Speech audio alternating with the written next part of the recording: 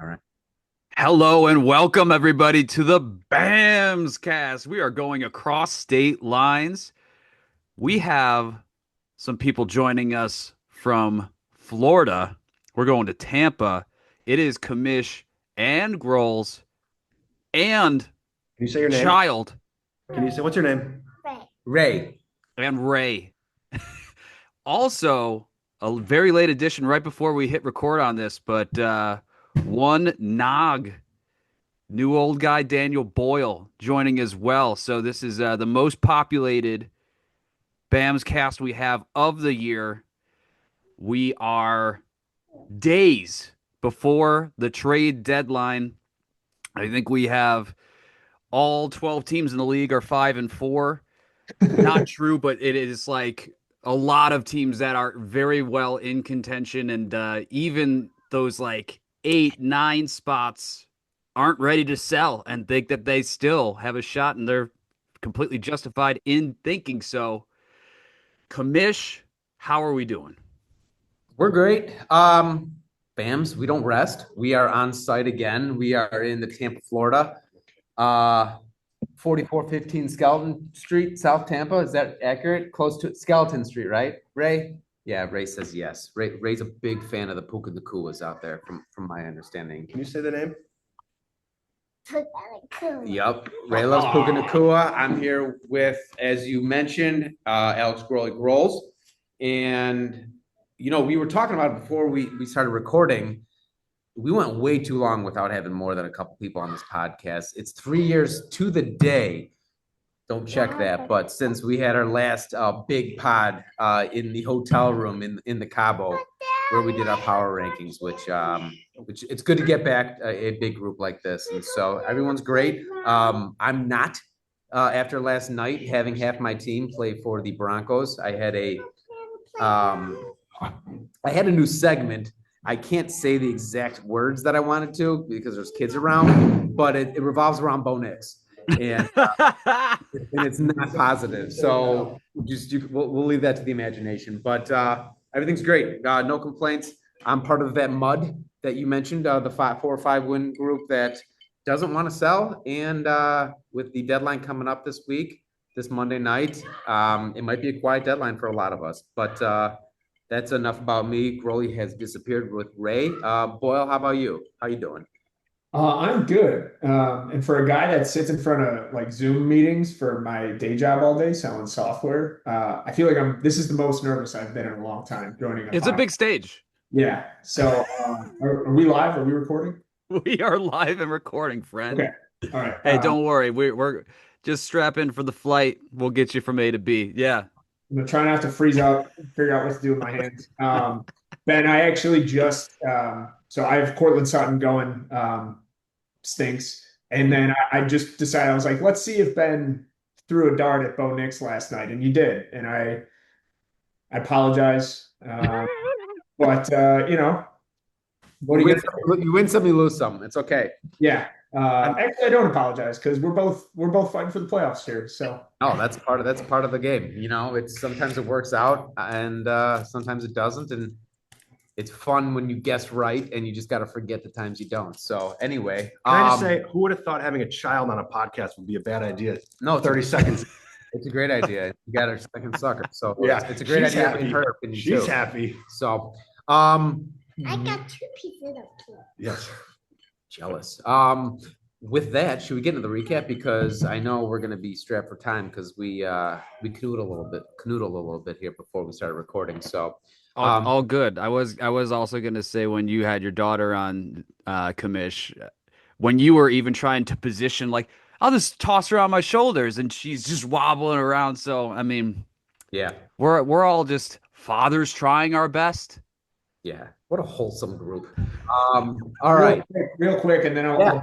but wanted to mention I am going to be in Tampa, Florida, December 11th, Thursday night football for the Tampa Bay Bucks hosting the Atlanta Falcons. So At the that's game. where- just That's want to put that out. So Growley, if you're around, if you feel like going to that game, we're flying in like early that day. It's gonna be a long day. Probably gonna be tailgating early, and go Bucks. So I might you're gonna tailgate all day? Give me the details.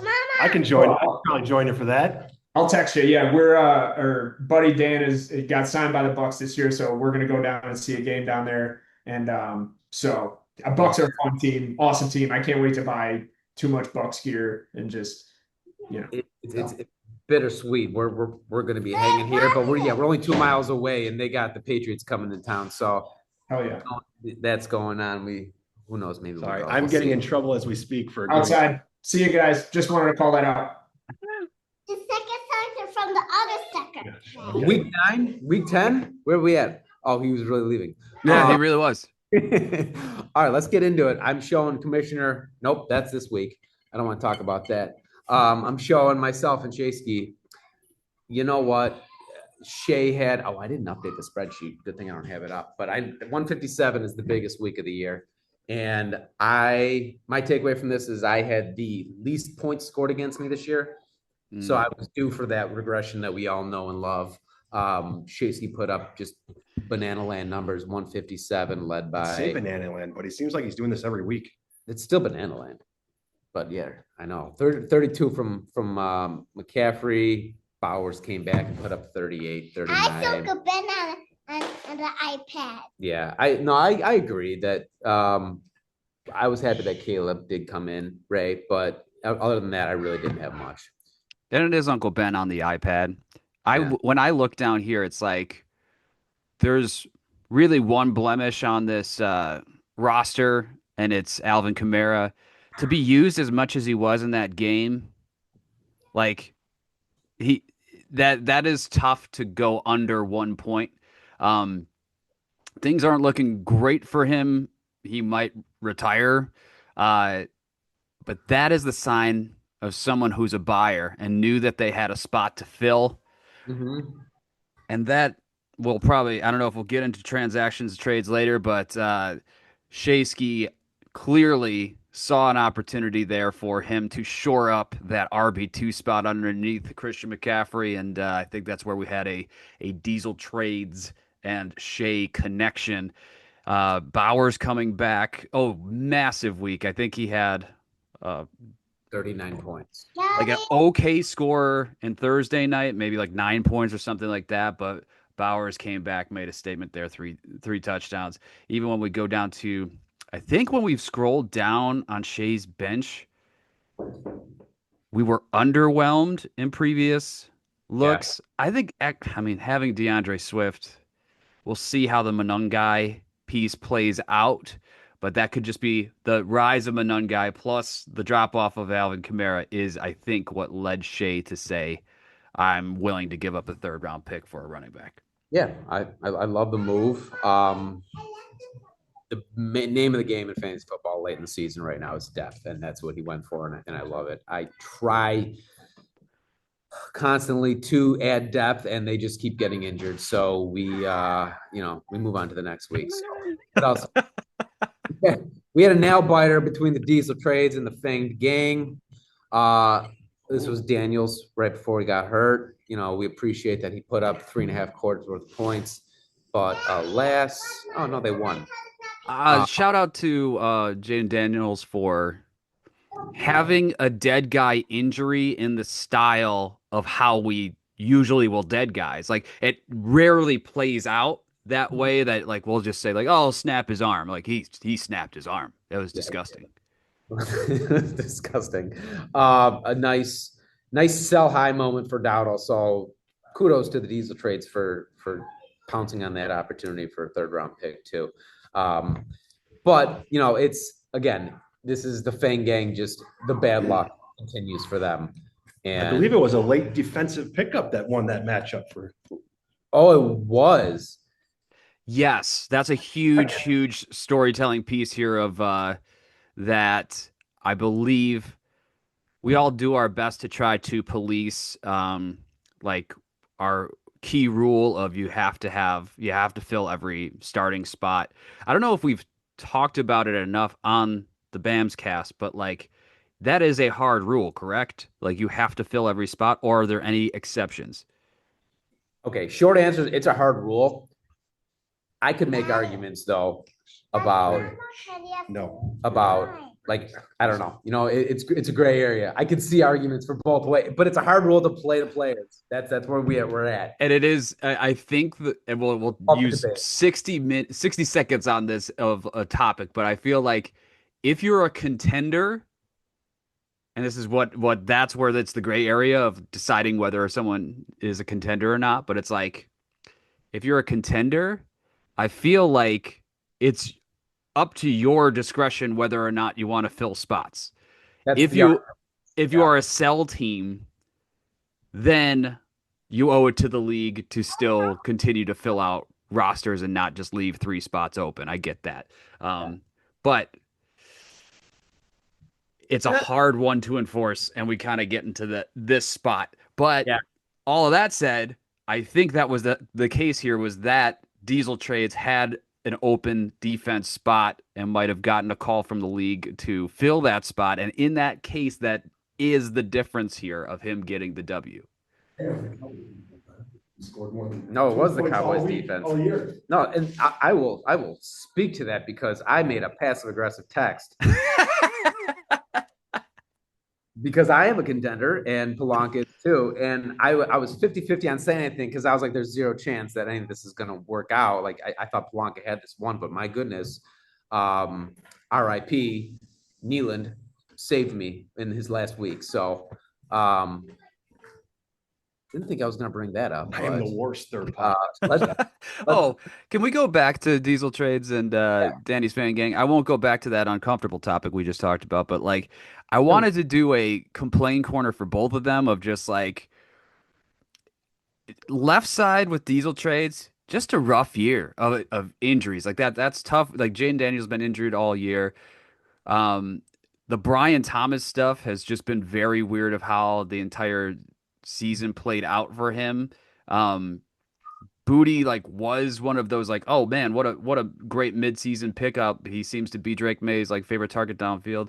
Injured, like Charbonnet and Walker has been just a messy backfield. You could probably keep scrolling, but it's just like there's all these spots of this should be a good thing. Even Josh Downs, like Colts are the best offense in the league. He's not a top 3 player on that offense.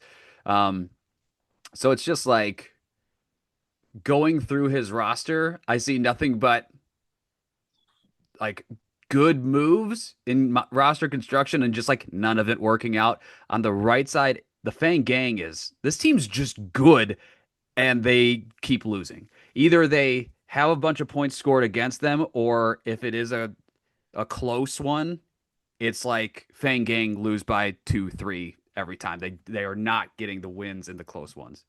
Well, leave it to me. I didn't update it, but I can easily see. I mean, he's a top team in points. Yeah, he's the 3rd most points scored still. So it's like that. That's a big complaint corner for the Fang Gang when you're 3rd in points scored, but you have a 3-6 record. Yeah. Before we move on, I would be remiss if I didn't mention this. What a draft pick by Tom when he picked Jaylen Warren. That's all I got on that. Speaking of close matches, yes. Hardo versus Nog. Maybe that is why Nog departed early from the Zoom. This was dope for me. For me to start 1-4 this year and being, I think like I can't remember who I was playing. Maybe it was Lenoir when I was 1-4. Right on the precipice of 1-5. If I went to 1-5, I would have sold everything. I was already hitting you up when you were about to 1-5. I wanted Josh Jacobs. And you're like, give me one more week. Too bad. So what I found interesting here is probably what saved my season. If we scroll down left side, a couple weeks ago, what saved my season was picking up Kendrick Bourne. Puka's familiar with that in our matchup.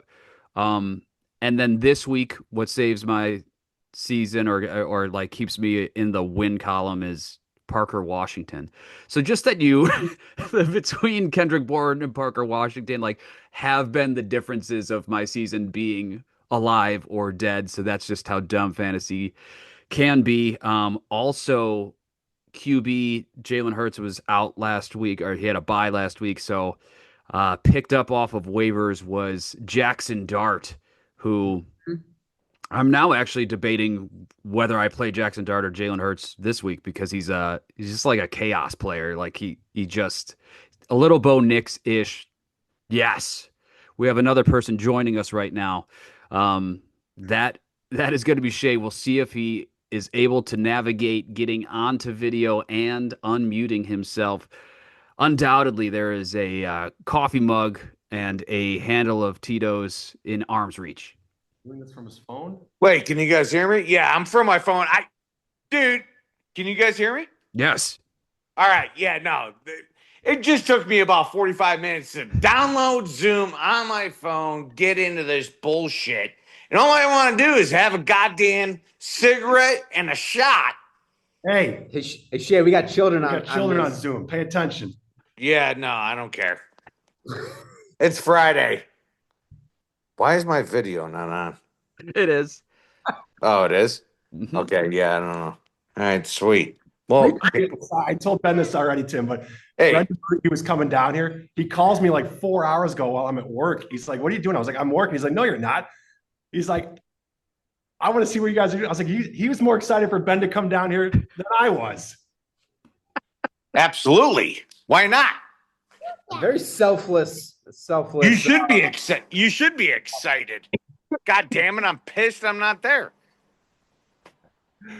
Oh boy. Love it. Oh, Sorry, children. What I miss? It's Uncle Brendan. We're Shay- talking about Dart. Yeah, and actually, we don't need to go through more of this. I will say, just quickly on the right side, Nog. Ever since I made the mud comment, he's been going well over 100 each week. Team is good. I'm 5-4. He's 5-4. There are, I think, 2 or 3 other teams that are 5-4. So that does that. I think if we go back to Shay, we wanted to while we got you, wanted to just talk about the Rico Dowdle pickup. I figure that Okay. comes from DeAndre Swift having Monungai rise there, and then Yeah, I'm not sure Alvin about it. Kamara being a bit of an issue down the stretch here. So how do you feel about the giving up the 3rd round pick to the Diesel trades for Mr. Dowdle? You know, I feel okay with it.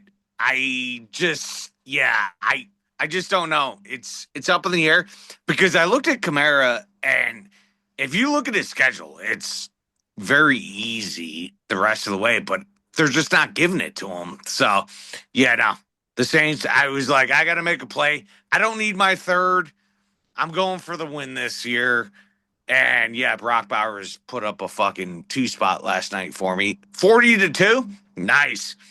Thanks. 2 things. Fuck Georgia. Things here. Tim, I'm going to go back to yours really quick. You're playing 2 tight ends. I did that earlier in the season. I really wanted to win and brag about my 12 personnel in the fantasy. You did, and I'm very jealous. I didn't get to say that. So, Shay, is the 3rd round pick the highest pick you've ever traded away? No, I did a second for James Cook with Growley.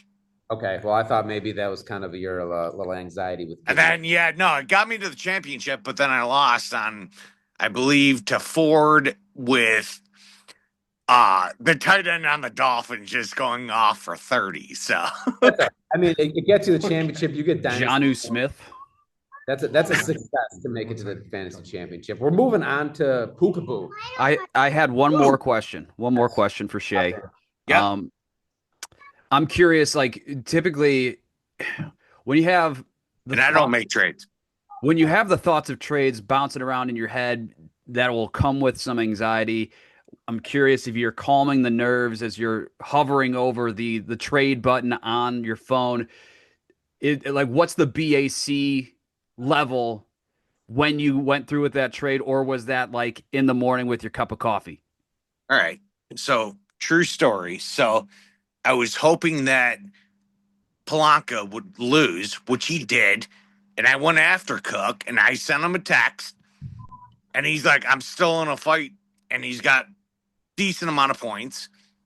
So that kind of turned me off a little bit when I had made the, trade possibility out there. And then, yeah, Tom came to me with about Rico Dowdle, and I've always had, some thoughts about Rico, like possibility. And then, Tom, I love you dearly, but, we haven't always seen eye to eye. I was dancing with the devil here. And I was like, I can't make a trade with somebody that, we just don't see eye to eye. And then I don't know, he gave it, I accepted. So And I think we're at that point. So love you, Tom. But yeah. And I mean that could lay the groundwork of a future beautiful friendship between the two of you. Yeah, we're turning over a new leaf here. So it's time, right? And I will say, it does appear on paper to be a very fair trade, like it having been a part of a Breece Hall trade for a third round pick with Stairway to Evans, Nick Starr. I feel like Rico for a third. That also stacks up pretty nicely. And I do want to pay a compliment to Diesel Trades. It's like, if you're going to sell, put that in your name, hit up the text threads, say who wants Jalen Warren, who wants Rico Dowdle, highlights, stats, whatever you need to do to drum up some interest. That's textbook stuff. I love to see it. We've only got 2 more days till this is done. You got to put up the fireworks. I don't know. Ben knows this. Can you trade before Monday's game? Does it go through Monday's game ending? Well, we would have to look at the red text that hits us in the face every time we open up the app. I thought it's after the completion of the final game of the week. Oh, So I think it's Monday. Correct. Yeah. It would be Monday. It's definitely Monday, but I don't know the timing. I know. I was just wondering if this is one of those tricky situations where they get you. You know what I'm talking about. Yeah. Semantics, Oh, as they say. Well, here we got real time. Trade deadline is this week. You will not be able to make or accept any trades after this week's games. So up until the clock strikes 0 Monday Night Football. Yep. Yeah. You guys got beers in your hands? Hopefully. Tequila. We went with the Codigo. I'm having a Topo Chico. Nice. There you go. All right. I'm just glad everybody's drinking. I mean, this is bullshit. It's Friday, right? Hey, we were just going back to your trade before we get into Growlies. Yeah. Ridiculous matchup where he shit the bed again. Yeah. Top I don't 6. know if 120 is shitting the bed. We had a podcast earlier in the season of just kind of the state of the league and all the love. It was a real lovey-dovey, just kind of love fest like conversation going on. No more example of that than Brennan Shea and Tom Rinn making trades. Yep. All right, if you want, like I said, turn over a new leaf. Love it. I love it. All right, let's move on. You got anything to say on yours? You put up 120 points. Not bad. Top 6. You're No, top half of the league. as Tim likes to do complaint corners. This guy, Drake London, last week, the week before, had 0 because he's on an airplane, and he plays him this week. And how many does he have? 40. 35. that explains that in a nutshell. Other than that, Justin Jefferson, you're an underachieving piece of shit. Yeah, that's well played. I mean, I feel like this onslaught of like Drake London best game of his season, Dalton Kincaid and Marv Harrison finding himself with Jacoby Brissett as a massive upgrade over Kyler Murray, as I believe they are shadow benching Kyler Murray and just like being like, do we put you on the IR? But like none of these guys make it move on paper, but then when they're putting up 20 plus on you, it twists the knife a bit. Cowboys suck. Let's just be honest. I'll say it. Sorry, girls. They underperformed on Monday night and they cost you a win. And now I think about that too. It's like we've talked about Grohl's style of high risk, high reward, and when he has these stacks going on the Cowboys and they put up 40, which has worked out beautifully this year because their defense is terrible and they have engaged in a million shootouts. this is what happens when the Cowboys put up under 20 as a team overall. But that's what Grohl signed up for, and it's what has him in the winning column here. So comes with the territory. We got a potential Corey Wooten game with Kyler Murray back on the Titans. It's just something to keep an eye on because we may never see him in Cardinals uniform. So just something to keep an eye on. Corey Wooten games. Scroll up. Fun. You know, also while we're on my team, huge disappointment. Nico Collins. Yeah. Very bad. Garbage. Yeah. He's done. Yeah, well, it happens. Although the backup quarterback situation sometimes helps. Talked about with Kyler. So let's go Davis Mills. Hey, I'll give you $25 for him. And a dozen Pro V. Baloney squeezes and Len. Baloney got lucky. Baloney's top of the standings, and he got a W with 99 points. I would like to get that. I didn't. I haven't won in a couple weeks, but Len putting up 73. Len selling. That's expected. Krosky Merritt is gone and had his 15 minutes of fame. Pre-draft hype. Yeah, there's not much going on there. I'm sure he's got some of the keepers, but 73 is kind of expected after being a seller. But baloney squeeze. I didn't realize how good HN was. I didn't realize how much he's like running between the tackles, and he's like a 3-down back. Yeah, they kind of run between the tackles to set up everything on the outside that they really want to do. Another thing is like he's just getting 9 targets every game. Like they dump the ball off to him a million times. So it's like when you're up, like when HN is on the other side of you as a fantasy owner are just like, it's death by a million cuts where you watch a Dolphins game and you just like dump off. And he's just like, he has to get double digits every single week. Good thing you don't get points for those targets because Grimmer would be by far and away have the most between HN and Jamar Chase. Oh God. Isn't he have like 40 something targets in like the last 2 weeks? I think I read something along those lines. Well, it was that I think it was 23 targets 3 weeks ago, and then maybe he fouled that up with like an 18 target game or something like that. So that's where we got to that 41, 42 number in a couple weeks. Ridiculous. All right, let's move on. We got Fiana and the Stairways. That is a ball buster. Losing to the Stairways. Oh, yeah, that was a tough one. Where's Fiana? Is he in the 4 with me? He's a 4-5. Yeah, he is a 4. Okay. I'm playing him this week. Everybody's live right now. Everybody is live. I mean, it's again. I mean, I'm repetitive, but it's one thing can happen. It's a long season. We have our very not to. I wouldn't be surprised if I lose to Mark this week, honestly, after Brock Bowers' performance last night. Like, I'm losing. And this whole thing, like everyone being live, is making things pretty fun because it's a pretty dry trade market when, like, I think the Fanged gang wants to contend at 3 and 6. Anyone who's 4 and 5 is very much in the mix. So it's truly those bottom 3 teams that are even open for business, which once you have that record, it's rare that you have these amazing top 10 fantasy players that are just there for the taking. So people have hit the market pretty hard on buying, and not a ton of viable league-winning assets left at the trade deadline. Go ahead, There's Jay. nothing out there. I looked. Yeah, no, I'm not wasting my waiver wire on any of that.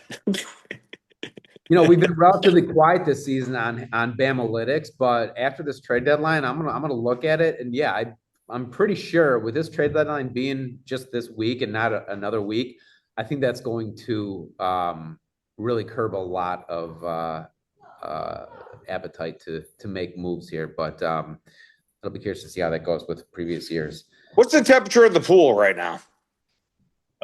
It's probably like a low 70. We're gonna be heating it tomorrow. Nice. You're going to eat in there tomorrow? Nice. What? Did you say eat in there chicken tomorrow? wings, just toss We're them. gonna eat in the pool. Hey, that's good. Yeah, you just put them in the drain. It'll be a nice 85 by this point tomorrow morning. Nice. So anyway, yeah, we talk about the where we're at. What are we at? Okay. 4-5 or 5-4 is everyone but top Cheers. 2, bottom 3. Yeah. Shay, you are in a great spot with Brimmer competing for that first round bye. I almost forgot. Do you remember? Is it December 14th? There was a random text about Yes, it. the 14th. Yes. No one confirmed anything. Yeah, it was Commish from the clouds just being like, December 14th it is. And we're like, all right, what does that mean? What are you talking about? No, I screwed up and then I went and hid and hoped no one would see it. But Sounds like Jay's in. is this the 3rd year or the 4th year? Do we know off the top of our heads? We don't have to confirm it. We can guess. Third. Third. Year of the BAMS Holiday Draft Lottery. It's taking place on December 14th, which I'm pretty sure it's fallen on the same week every year, which is the first week of the playoffs after the regular season, which is great. You're going to have Shay. You might be on a bye. Be on the lookout for Shay if he I Ubers hope. on a bye. Location is TBD. We will see if anyone wants to volunteer their place to Do we do it at my place? Let's do it. possibly. We'll talk, but we got a few weeks. But this is the official December 14th. The Bears host the Browns, or they're at the Browns. Either way, the Bears play the Browns at noon on that day, so it's perfect for a nice little holiday get together for the fellas, like we do for the past few years. It's always a success. We'll bring the lottery cage. We'll determine the draft selection order. Growley's coming into town, from what I understand. Wait, what? Confirmed. Confirmed. Breaking news. Wait, what? Schefter? There's a lot of time Yes. now and then to cancel. This is written in stone. It's a podcast. Bros, you're coming into town? You didn't even tell me. This is great. Oh my God. I got to do another shot. Same Well- holiday lottery. Hey, what's that poop symbol mean? Anyway, Since great there's only question. 3 minutes to go. Yeah, we got 3 minutes. I don't think it's worth talking about the poop symbol. Oh, Let's okay. talk about matchups. I'm going to talk about matchups, and then when we get to 3.5 minutes. yeah, Wait, can 2:30 We'll just do a FaceTime with all 4 of us. Okay, before you continue, I'm taking notes out of Tim's playbook from a couple weeks ago. Let's do dead guys now. Quarterback, Tim, who do you got? Quarterback, I'm going, sorry, Shay, but it's going to be Justin Herbert.